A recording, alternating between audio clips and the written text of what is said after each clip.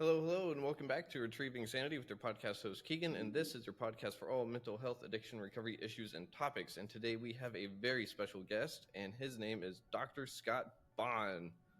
Hello, sir. How are you doing? I'm doing great. Thanks for having me. So, you're a criminologist, correct? That is correct. And what exactly does a criminologist do? Well, I am trained in primarily in sociology, Okay. and sociology is the study of factors that influence society. And in this case, we're talking about crime. So I look at the drivers, the things that lead to crime in a community or in a society in the United States, and how crime affects the community and affects the population. So it's both on the sort of the causal side, like what are the things that cause crime, what are the things that cause murder, and then what are the effects of these things on our society. Oh, okay. Very interesting. I'm sure that's led you down some interesting rabbit holes through the years, right? Absolutely, absolutely, and I have it's kind of an interesting background because I've really been only in this field for about the last 25 years, and prior to that, for nearly 20 years, I actually worked in the advertising and media and entertainment fields, and primarily working with news organizations like NBC News, and it was my work there that led me to really fully understand how a crime story can captivate a society, and there's pros and cons to that because we can learn from these stories, but then the dark side of it is sometimes the perpetrator becomes what I like to call a celebrity monster in our society, and the focus is so much on this individual that we lose sight of the crimes that they did, the harm that they did to the victims and to society in general. And so I'm talking about things, in particular, a serial killer like a Ted Bundy or a John Wayne Gacy, who killed more than 30 people each, and yet no one seems to really remember the name of any of the victims, but yet everybody knows who Ted Bundy is. And so I brought that understanding and that perspective into my work now as a criminologist. And so I spend a lot of time debunking myths about crime and stereotypes. I try to educate, inform, and make people aware of the realities of crime and how these things really affect us. Very interesting. And I know that you just mentioned some of the serial killers, the real famous ones, and you actually have a book out, and you're doing a one-man show. Is it about the book? And your book is Serial Killers. Let me pull up the title. I already forgot. I'm bad with names. It's why we love serial killers, the curious appeal of the world's most savage murderers, There we go. and yes, thank you for mentioning both the book and my the one man show that I do now around the country. The two are related, but they're all also a bit separate, and I'll explain what I mean. Okay.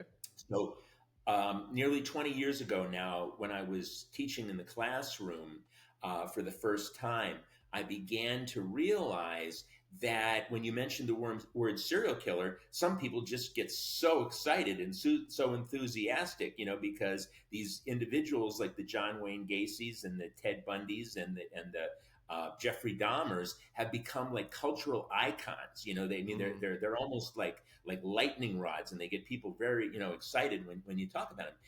And I just found this so curious. Like, why are we drawn to these macabre, terrible individuals? And that's what led me, like you mentioned, a rabbit hole, kind of led me down the rabbit hole some years ago. And I began doing research, and I began trying to understand this phenomenon.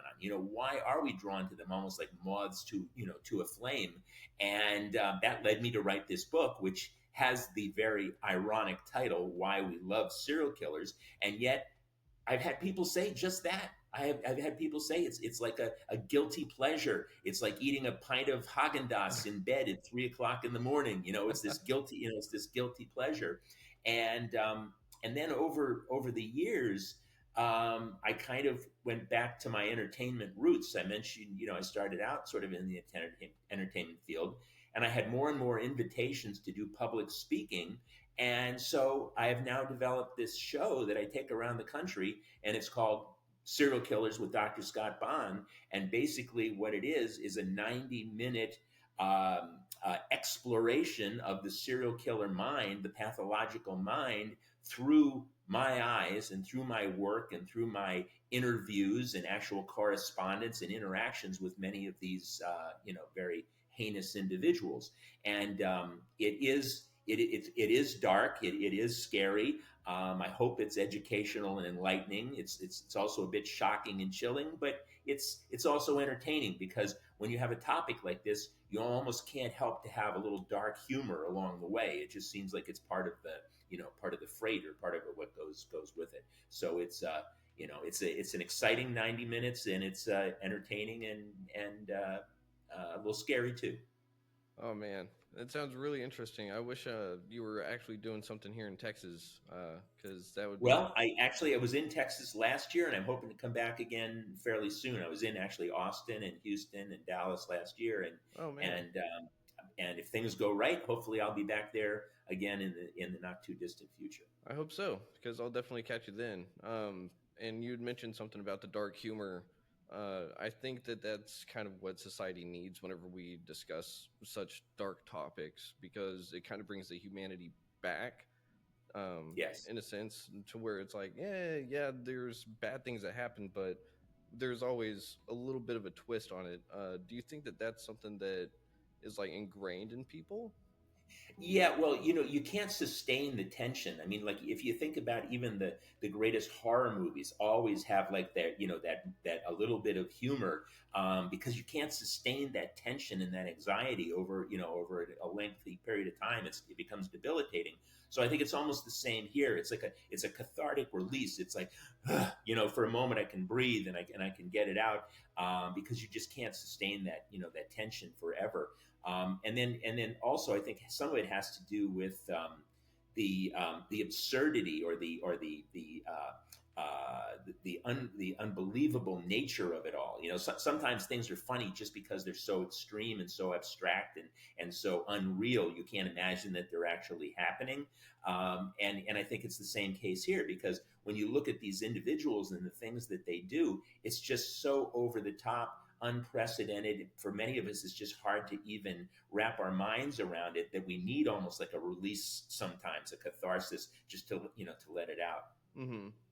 So, what really got you into the serial killers? Like, you kind of mentioned the guilty pleasure for people or society as a whole.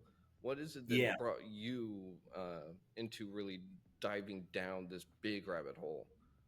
Yeah, well, I mean, it's a great question, and again, I think it has to do with somewhat with my background and my training, in, as I said, in media and advertising, and working in the news media, because it was there that I noticed that certain cases. And so, for example, I was at NBC when the OJ Simpson case took off, and I saw how it just captivated the world, and not only captivated the world, but divided the world. Mm-hmm. And also the Menendez brothers. That's another one that people may recall. And Johnny Versace. I was actually down in Miami when Johnny Versace was shot. And Oh certain wow. cases just captivate.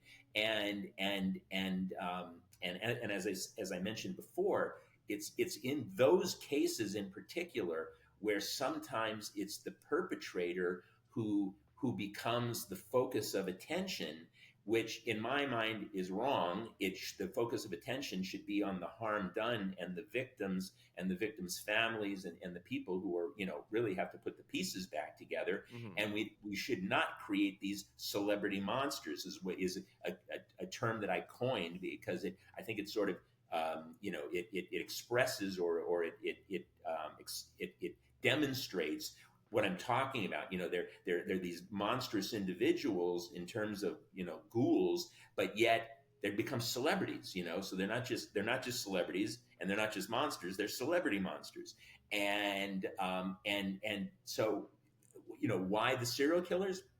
Well, Partially, once again, because my students in the classroom, anytime I said the word serial killer or mentioned Ted Bundy or Jeffrey Dahmer, you would have thought that I hit them with a cattle prod. They got, they jumped. They were so excited, in the classroom. Partially that, and then partially also, I thought to myself, who is the epitome of this sort of macabre sensationalism and attention, that we give? It would be the serial killers. These are the individuals that seem to get, be bask in this glow of macabre, fascination. So I went to the extreme. Hmm. I mean, because if you think about it, you take a Jeffrey Dahmer, right? Yeah. A Jeffrey Dahmer who preyed upon these individuals. He abducted them. He sexually assaulted them. He tortured them. He killed them. He dismembered them. And in some cases, he ate them. And if you think about that, what is left that you could possibly do to another human being? That's about as bad as it gets. Hmm. And so they really exemplify the absolute extreme of what one human being can do to defile and hurt another person. So I said to myself, what's better? What better subject to try to understand, and then at the same time try to understand our curious, macabre fascination with all of this. So Hmm. that's what led me, into this. Wow. You had said something about celebrity monsters, and Yes. so isn't it true that a lot of serial killers or people that go on terror rampages are looking for that notoriety, that are looking for that in particular? Yeah, and in fact, some of the most well-known serial killers, and so like David Berkowitz, the son of Sam, who I have extensively interviewed and actually spent time with, visiting him in prison. John Wayne Gacy. There's another pretty infamous individual. His name is Dennis Rader. He gave himself the name Bind, Torture, Kill (BTK). These were real attention-seeking individuals, who are definitely profound psychopaths, and what's known as, and I'm sure you're familiar with the term, malignant narcissist. So these are individuals who definitely manifest narcissism, but a particular type where they're actually sadists. In addition to that, so that's a pretty, a malignant narcissist and psychopath together. That's a pretty dangerous combination. You don't want to mess with an individual like that. But what comes along with it, oftentimes, is this grandiosity where they need to have attention for what they're doing. It's not enough to do it. They want the world to know about it, and they want to be recognized for it. Now, it's important to say that, and I actually talk about this in my show. There's this common myth, that serial killers are all the same, and that's just not the case. There's all varieties: gender, sexual orientation, race, ethnicity, education, IQ, social status. I mean, they come in all varieties. But what the underlying connection is that killing strangers serves some psychological hunger and need, and actually like a fantasy need that they have. And then some of them do have this grandiosity and need for attention. Not all of them, but I would say, if I had to give an estimate, and it's hard to categorize exactly, Hmm. but probably somewhere at least a third, maybe 40% of them do fall into that category. Oh Some wow. of them don't have that need, but of course it's interesting because it's why we know them. So the Hmm. ones that crave this notoriety, crave this attention and headlines in the media, are often the ones that we know the best, because they got what they wanted. They got the attention that they were seeking. Oh man, so it's almost like a negative feedback loop, like, or a self-fulfilling prophecy of sorts in the weirdest way. Yes, exactly, exactly. That's right. And it became, and people have said to me, even critics, and I welcome criticism, but don't you see that you're feeding the need for attention just by corresponding with these individuals and talking to them, and interviewing them? And I do realize that. I mean, I do see that, that they crave that attention. So when they hear that a professor, wants to talk to them or whatever, to a certain extent, that could be appealing, and feeding their ego. But at the same time, I try not to approach it from the standpoint just gratuitous um, attention, but rather use them as a source, an Hmm. interview source, like you would interview anyone else, or as a law enforcement official would interview someone, as a source. And I believe that the attention that I may give or have given them, hopefully, is offset by what I learn and what I've been able to contribute to society and to education in terms of understanding these individuals. Yeah, and that's kind of what I was just about to say.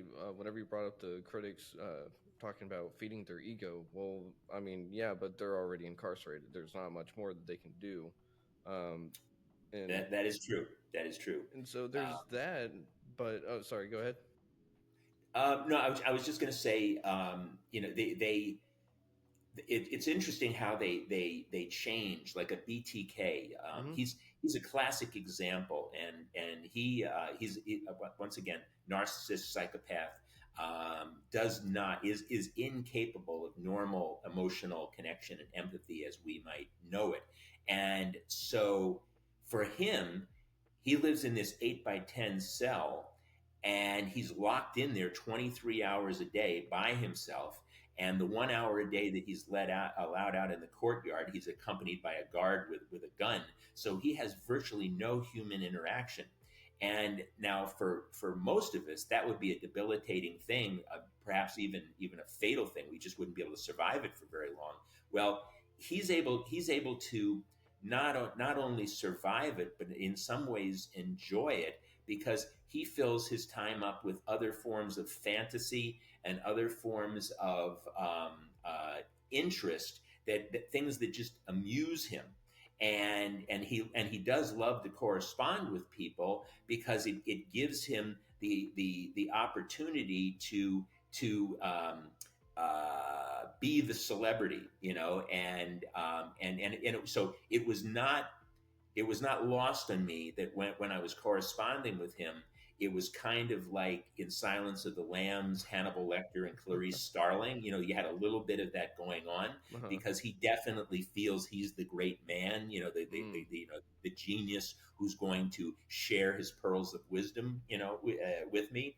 But I would just sort of deflect any time that he was trying to gratuitously feed his ego. I would just sort of deflect it and just keep to the our discussion, keep to the matter at hand. And but so my point being is that these individuals are able to survive in an isolated environment like that in ways that some of us probably can't understand, and probably would never be able to do, and myself included.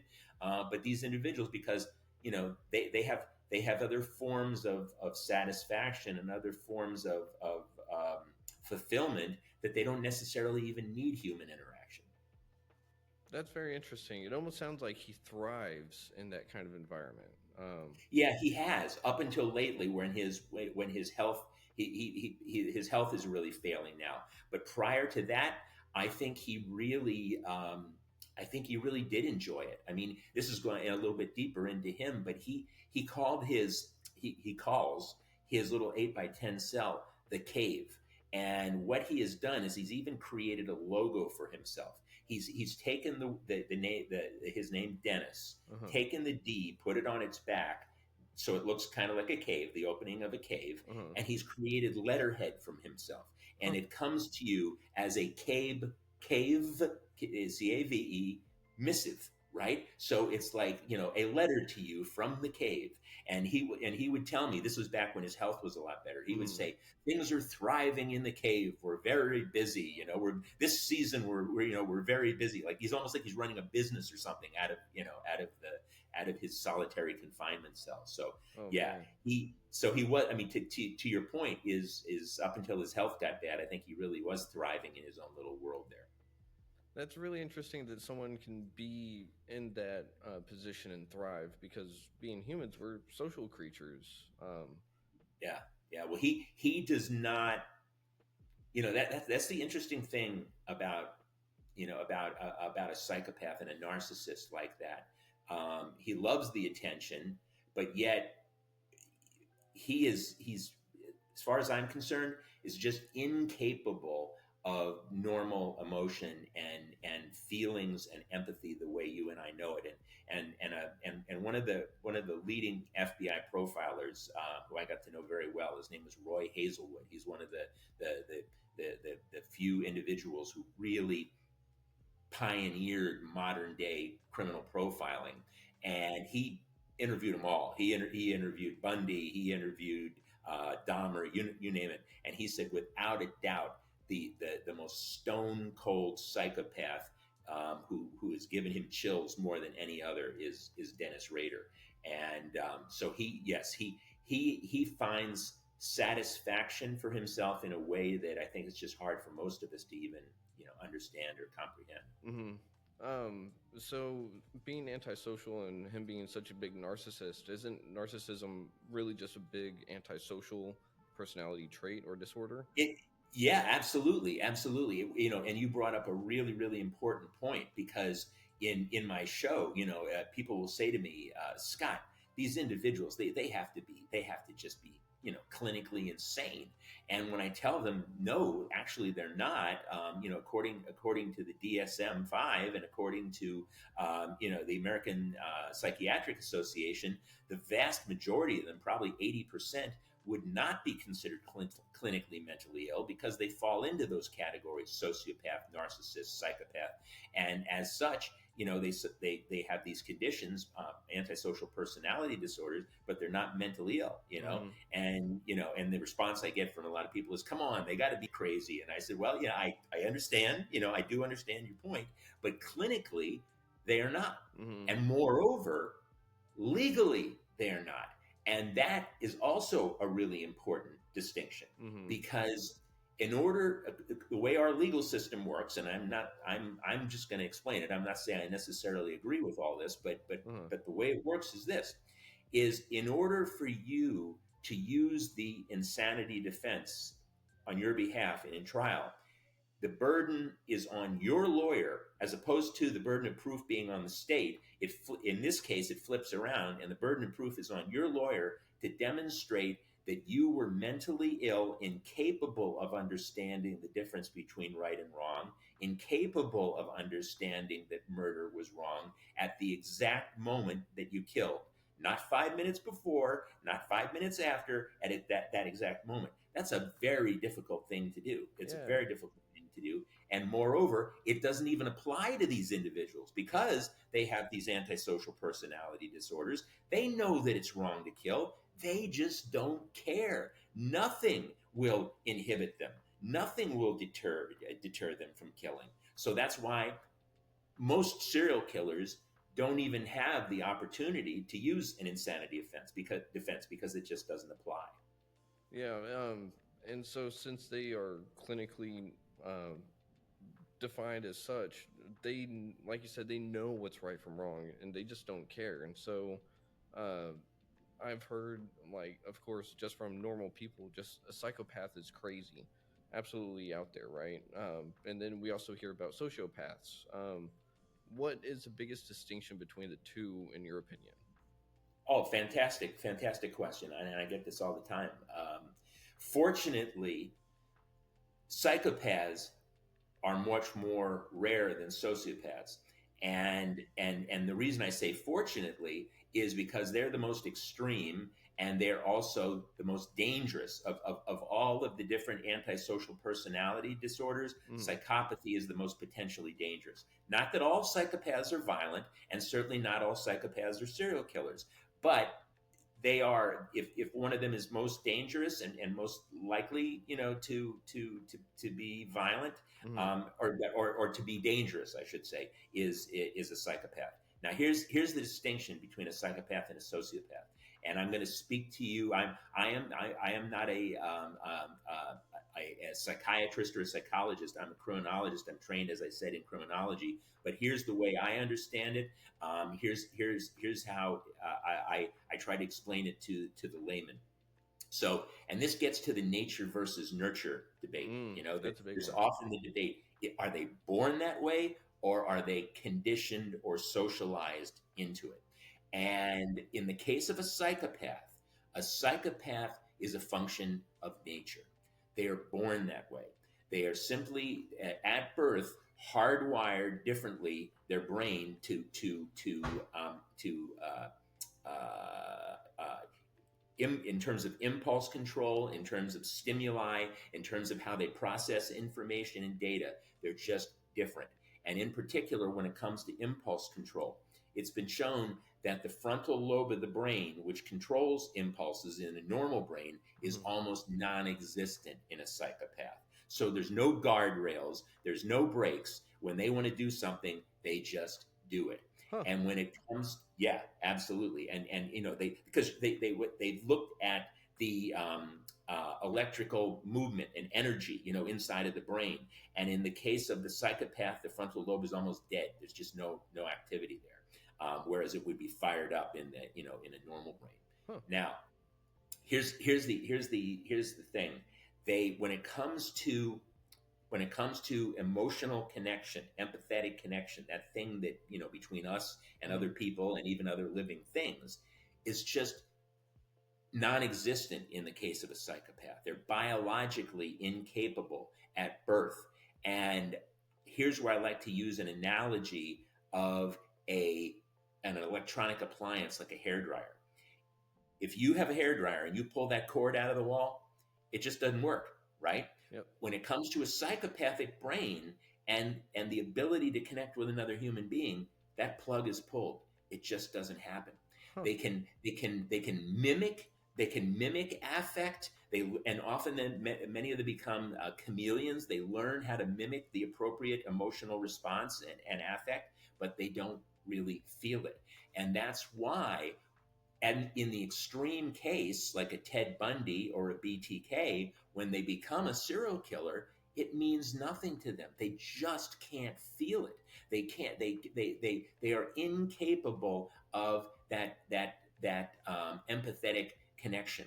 Which and they take it even further in order to neutralize their own guilt, in order to rationalize. They will even dehumanize the another human being in order to um, uh, uh, absolve themselves of any responsibility. And what I mean by that is BTK referred to his victims not as victims or even human beings, they were projects. These were interesting projects that he worked on. So it's almost like, you know, this was his hobby and he was tinkering with birdhouses or something. You know, they weren't human beings. And Ted Bundy took it even further. He called them objects. He completely dehumanized them. These were not women. These were not living people. They were objects. So this is a common pattern, once again, to just neutralize it and just say, no, these aren't even people. You know, John Wayne Gacy, who had homosexual tendencies of his own, but yet turned on and actually would prey upon young men, runaways who were homosexuals. And the way he rationalized it is he said, I'm ridding the world of worthless punks and queers. These are his exact quote: worthless punks and queers. So he actually turned it around and used it as a rationalization for killing these individuals. Um, Now, that's a psychopath. Hmm. A sociopath is different. A sociopath is a person who's born with a normal, functioning human brain, but here they are a function of nurture or socialization, hence the term sociopath. They're socialized into it. And oftentimes, how are they socialized into it? It's through a life of trauma, abuse, torture, torment themselves. And this becomes almost like a survival instinct. They become predators themselves to simply survive. And now, these individuals, interestingly, because they are capable of empathetic connection under certain circumstances and with certain people, but not others, will actually have very volatile personalities. Unlike psychopaths that are just sort of unflappable, unmoving, sociopaths tend to have these bouts of rage and anger and volatile emotions, which on the one hand, makes them easier to detect. You can identify them more easily when you encounter one. Hmm. But as I said, they're almost also more common because they are born with a brain that is, functions more normally. And a classic example of a sociopathic serial killer, some of your audience may be familiar with Eileen Warnos, a female serial killer. She was portrayed by Charlize Theron in the movie Monster some years ago. She actually won the Academy Award for it. Chilling performance and really on the money. I mean, she was incredible. And if you watch that film, or you can actually Google Eileen Warnos and look for interviews, she's just raging, almost foaming at the mouth. She's so angry and so volatile.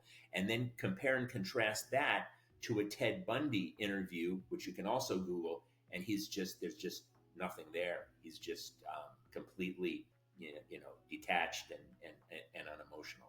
Huh. So um, yeah, so nature versus nurture, and they that comprise probably, and then you throw narcissists in there as well, and it's oftentimes not, are you a narcissist or are you a psychopath? It's oftentimes you are a narcissist and a psychopath, so Mm. the two often come together, like BTK and Ted Bundy, definitely both psychopaths and and narcissists. Now, the remaining minority of serial killers, say 20% or so of serial killers who, and my dog Maggie just poked her head in there. She said hello. She's not a psychopath, I assure you. um, there is a realm, there is a small percentage of serial killers who actually are truly mentally ill. It would be paranoid schizophrenics, with psychotic delusions, etc. But it's the minority of serial killers, and the reason it's the minority of serial killers is because those individuals who are truly that mentally ill tend to leave um, evidence behind. They're Mm. disorganized. They're not so careful in what they do. They're easier to apprehend. The serial killers who get away with it for a long period of time and are able to kill 5, 10, 20, 30 people are the truly cold-blooded psychopathic individuals who are unruffled, unrattled, have no remorse, fear, guilt, shame, even fear, and therefore they tend to make fewer mistakes. Huh. They plan very well. They have escape patterns. They have all the contingencies covered, and that's why they get away with it. Not because they're so brilliant. That's another myth that all serial killers are these Hannibal Lecter evil geniuses. They're Mm. not all evil geniuses, but they because they're psychopaths, they tend just to be so unemotional that they don't make a lot of mistakes. Wow. Uh, I know myself. Normally hear the term serial killer, and I know that everyone is different, like as a human being. But we seem to, as a society, lump serial killers in one whole lump. Like you are a serial killer, and so this is what you are defined as and by. But you just Yeah, broke a barrier right there, because now it shows me that there are some that are definitely out there and maybe savable, quote unquote, to where if they have a mental episode or something, and maybe they can claim insanity in court, those people yeah, could be cured or helped at least, right?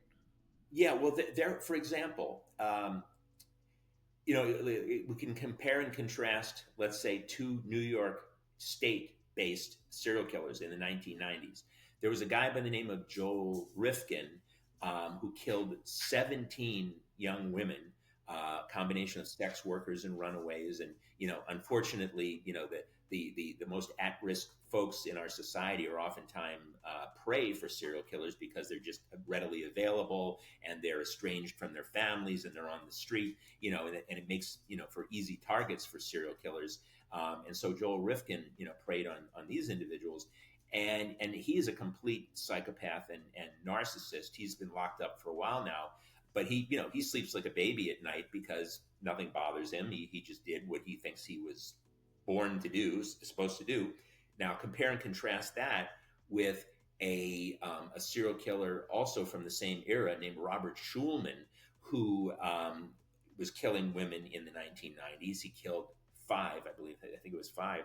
But here, he was profoundly mentally ill and probably a paranoid schizophrenic with psychotic delusions. And he was compelled to do this, but he hated himself for it. He absolutely loathed himself. So that's a difference. That's a very much of a distinction. He regretted and had tremendous remorse for the fact that he just couldn't control this inside of himself. Whereas the Joel Rifkins and the BTKs, it's like, this is what I do. I love it, and no one's going to stop me, and I can sleep like a baby at night because it just doesn't bother me.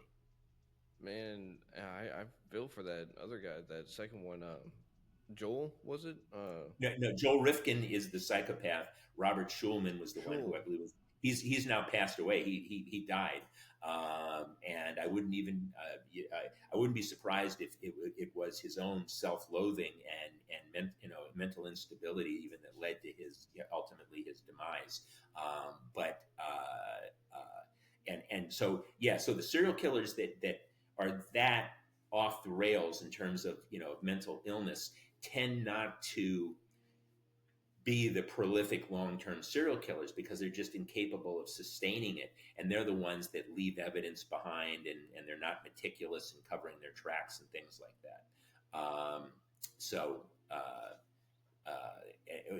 and again, that's why the more prolific ones are the ones that do get away with it for a long time, the ones that desire notoriety, and as you said, it becomes a self-fulfilling prophecy. So we think that all serial killers are the Ted Bundys and the BTKs and the John Wayne Gacy's, when in fact they are the minority.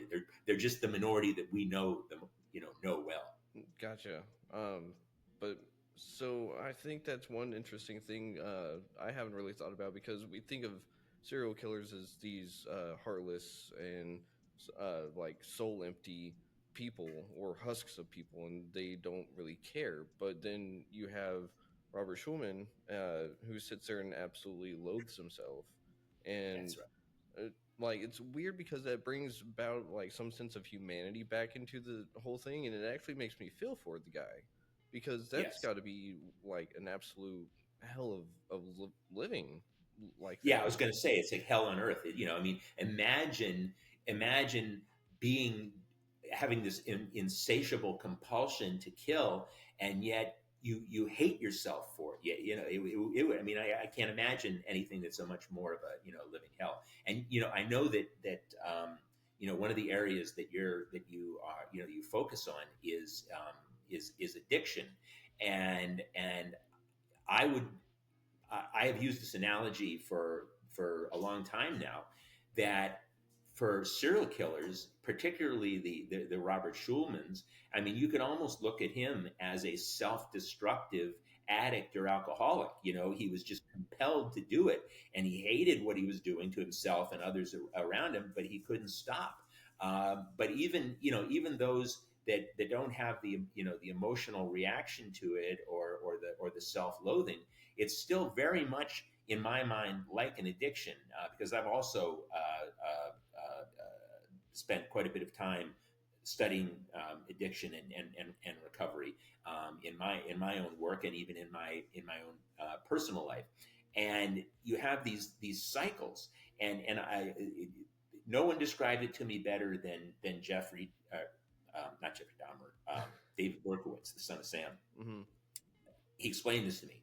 He said the compulsion to kill would rise up, and it would become this insatiable hunger where he had to kill, and he would fantasize and fantasize about how glorious it was going to be. This was going to be his ultimate satisfaction. This would be finally the moment that would give him the satisfaction that he was hoping for his whole life.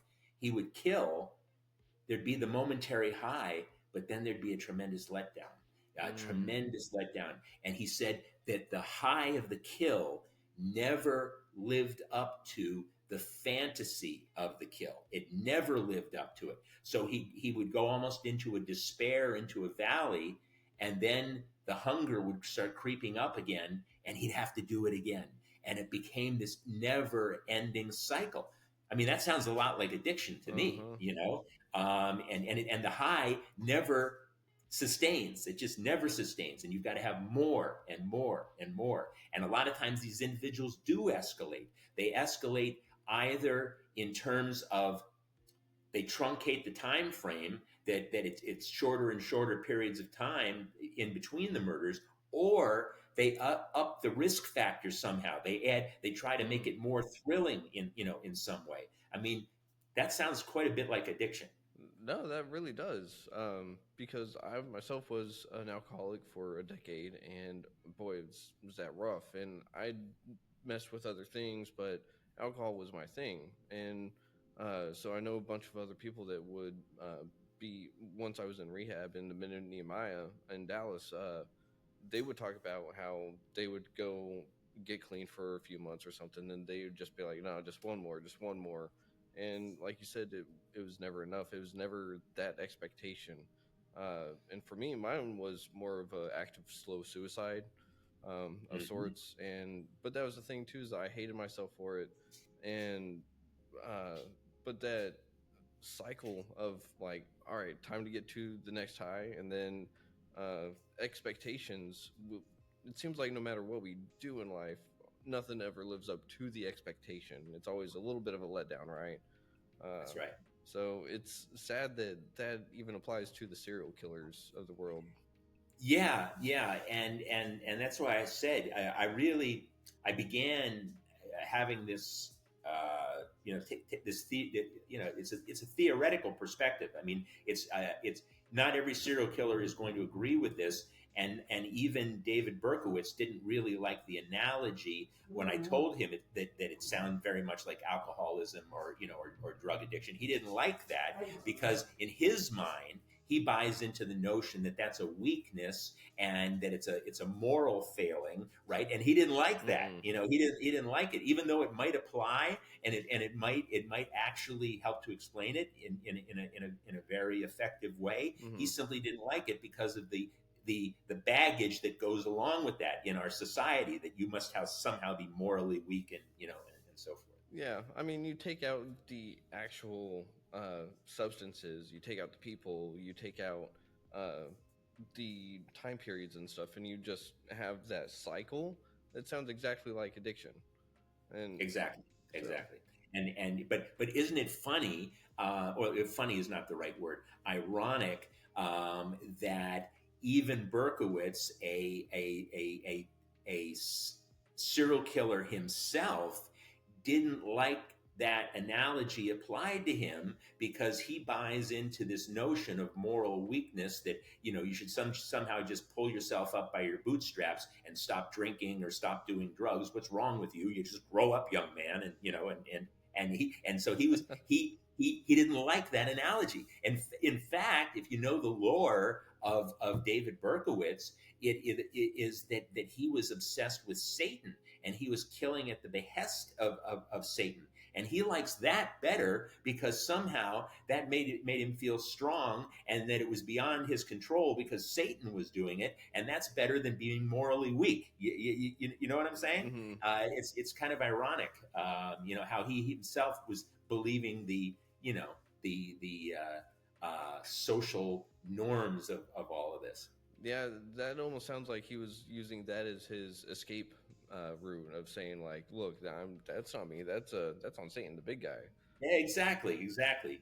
The devil made me do it. Yeah, Yeah, the devil made me do it. that sounds a lot like addicts and alcoholics too. Just like, no, that wasn't me. Sometimes they go, "I am sick," and I mean, at least they owned up to it. So, um, Mhm. that actually leads me to a really curious question. What have you noticed about like spirituality or religion and serial killers and stuff like that? Wow. Well, I mean, that leads me right to, I'm going to tell you an incredible story. some of them, just like some criminals, they find religion, oftentimes, behind bars. Well, you can't get much more extreme than the son of Sam, David Berkowitz. So he was arrested in 1977, Mm-hmm. and he was only 24 years old at the time, and he truly believed, and he told the world that he was Satan's disciple, and that Satan was compelling him to kill. Now, a couple of years went by after he was given multiple life sentences, and he was sent to Attica initially, Attica State Prison in New York, which is a pretty scary place. Mm. There was actually a murder attempt on his life. They tried to kill him while he was there, and but for the first couple of years, he maintained this belief system that Satan was going to come and open the front door of prison and just let him out. Why wouldn't he? I've done Satan's good work, so why wouldn't he, come and save me? Mm-hmm. Well, then 10 years went by, and he slowly, over time, came to realize, well, I guess this is not going to happen. And over time, he became depressed, clinically depressed. He became despondent. He ultimately became self loathing and ultimately suicidal. Okay. Now we're up to 1986. And I'm going to tell you the story the way he told it to me. And this is where this whole thing becomes a little bit like Ripley's Believe It or Not. But Berkowitz sat with me and he told me, he said, in 1986, God entered my cell as I was about to hang myself with a bed sheet in my prison cell. And God touched me. And in that moment, I was washed clean of all my sins and transgressions and everything. And he transformed me, these are his words, from the son of Sam serial killer into the son of hope, minister and evangelist for God, an apostle, basically an apostle for God. This is his own description. Uh-huh. Now, a lot of people scoff at that, a lot of people, roll their eyes, and so forth. But I'm this is absolutely true. He has been embraced by the evangelical Christian community in the world. They operate a website on his behalf. It's called Arise. It's ariseandshine.org. You can check it out. Hundreds of thousands of people from around the world have been flocked to this website that's managed for him by the evangelical community. Huh. And people flock to it who are looking for hope and looking for redemption and a message of inspiration. And Berkowitz, to this day, this all started in 1986 in prison. It's now 2024. He's still corresponding with thousands of people every year on an old-fashioned typewriter because he's not allowed uh, email. So he uses a typewriter. Wow. And he invited me to spend a day with him in prison, in his maximum security prison in upstate New York. And I am telling you, it was an experience like I could not believe. When Huh. I got there, it's first of all, it's like a fortress prison because it's only lifers and people, people committed horrible acts and murder, and so it's a really scary looking place. It's like Dracula's castle, up in the mountains.